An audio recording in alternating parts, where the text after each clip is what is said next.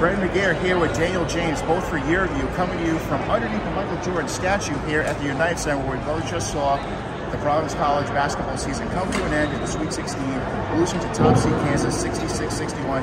Daniel, you were in the stands tonight. Before we get my take on what the game was, what was just like the atmosphere where you were before the game and also in the stands? Before the game, it was enthusiastic. I organized the pregame. We were over at a bar just down the street, filled that bar, over 300 people showed up. Went to the next bar, over 200 people showed up, filled that bar. Went to a third bar, people were filling up that bar.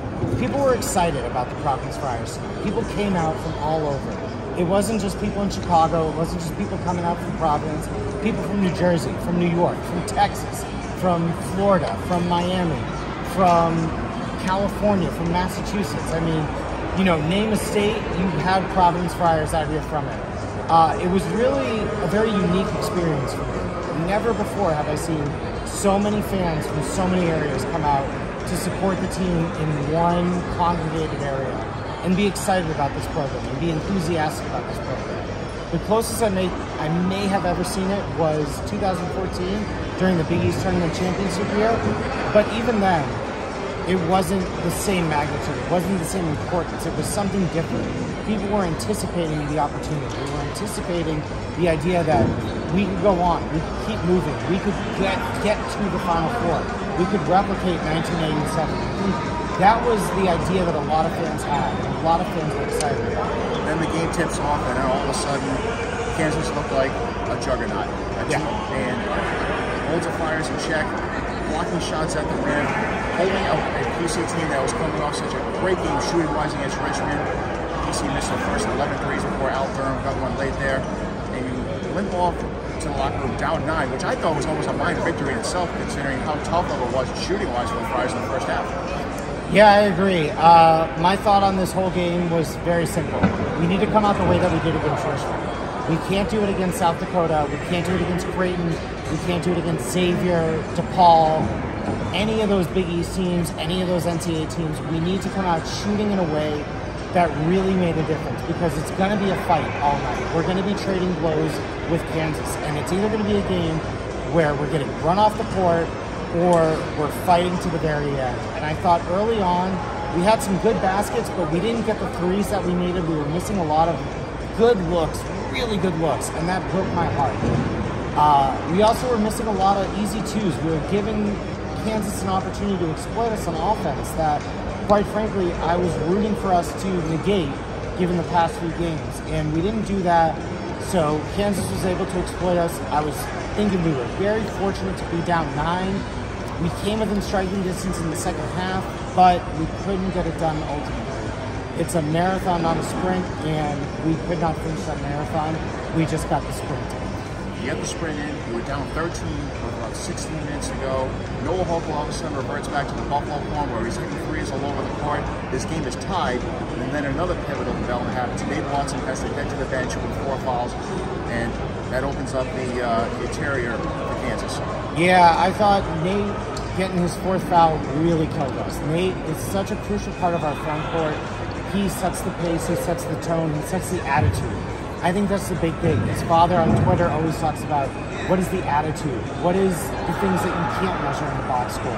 Nate does those things. He sets the tone, he sets the attitude, the confidence, the assurance, and that cascades out to the rest of the front court. Him on his 4th foul, sitting on the bench, I felt that it kind of deteriorated our opportunities in the front court, and all of a sudden we're getting exploited in the paint. We're getting these opportunities that we wouldn't normally see taken away from us, and more importantly, we're getting killed by Kansas coming down and just doing whatever they need to in the paint to get their points.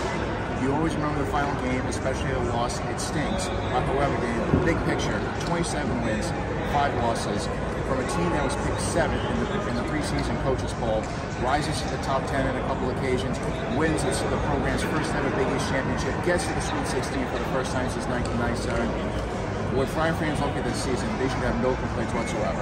No, I don't think so. I think, honestly, Providence fans, they're excited regardless. There was a very positive attitude coming into this game. People were enthusiastic. They were coming from all over. They were very excited about this team from down in the 100 section all the way up to the very top of the 300s. Everyone was very enthusiastic. Everyone was ready to go. I think it's not the way you want to see your season end, but let's be realistic for a second. So few teams see their season end on a win. So few teams see their season end on a positive note. There are heartbreakers all throughout the NCAA tournament. In that case, that will go down to the NIT, the CBI, all those other conference tournaments. You know, there are so few opportunities to end your season on a high. You're always going to be thinking, what if we did something different?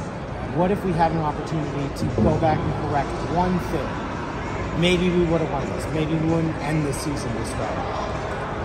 I think that's heartbreaking, always. But I think Providence fans held their heads high despite all that. I'm getting a little emotional here because I'm the same way. You know, it's hard for me to be angry about this season. It's hard for me to be upset given all that we accomplished and all that we did.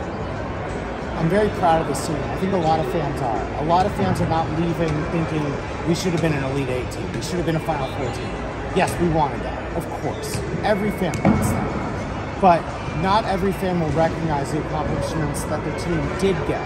Not every fan will acknowledge how far their team did go, especially given all that we were coming off of from last season, which was not a good season for us. Or all that was taken away from us the season before when the season got canceled during the Big East tournament in the middle of a game that we were supposed to play later that day. So I think fans, honestly, they recognize what this team did and evaluate it not necessarily as what could have been, but what was given to them. And I think anytime you can end the season on that note, it's something special. And it's something to be savored and be celebrated.